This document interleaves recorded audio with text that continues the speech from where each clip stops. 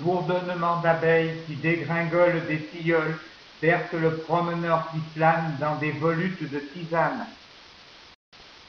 Avec leur majesté sereine, d'étranges œuvres contemporaines peuplent leur nomadisme romantique de questionnements métaphysiques. Ça fait naître des paroles qui majestueusement s'envolent et les énormes cèdres se parent de majesté de vieillard. Des groupes de touristes multicolores, privés de leur environnement sonore par la grandeur des espaces, gesticulent et avancent.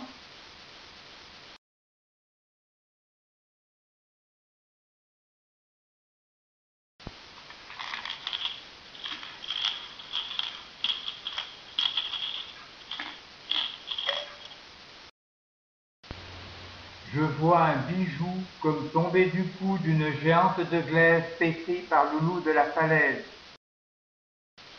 Le soir, dès que sa passion s'allume, descend doucement un voile de brume qui l'habille du chemisier transparent qu'elle inventa pour Monsieur Saint-Laurent. Quand la nuit devient noire, un poème de Baudelaire fait bruire toutes ces pierres de sa lumière lunaire.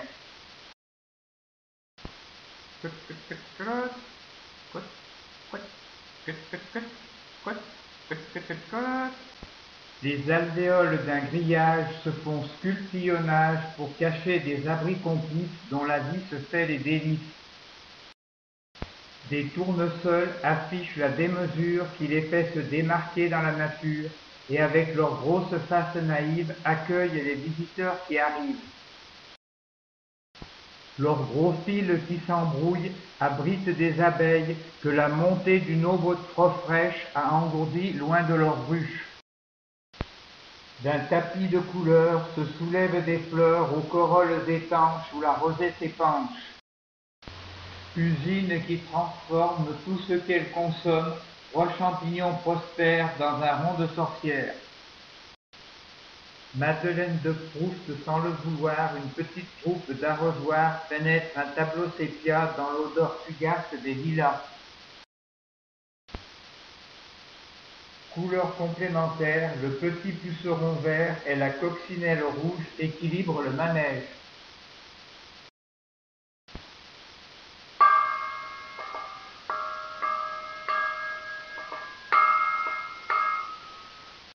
Dans le jardin pixelisé, la nature numérisée ajoute toutes ses couleurs vives pour une synthèse additive.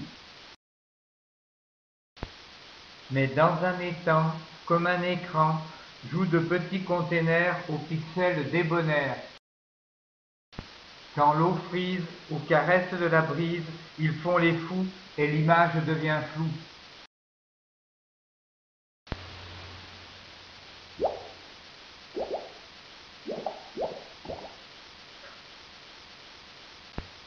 Partout fermente l'humus comme une promesse, et dans des couleurs chaudes, des gros bulbes attendent. Cases d'une Afrique heureuse, leurs rondeurs plantureuses s'entourent de plantes généreuses aux ampleurs prometteuses.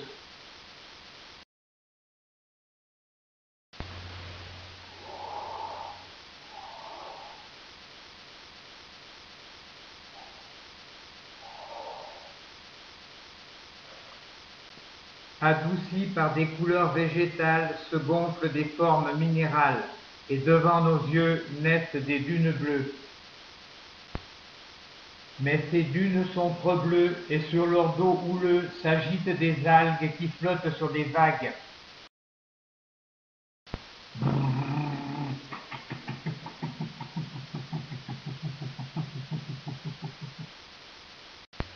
Dans ce chantier en pleine construction, pas de blocs de super-béton, mais des sacs d'écosystèmes pour construire sa nature soi-même. Des bouts de paysage attendent un voyage que leur promet une camionnette raceleuse, toutes portes ouvertes. Et nos consciences seront quittes quand on achètera en kit cette grande nature sauvage pour notre propre usage.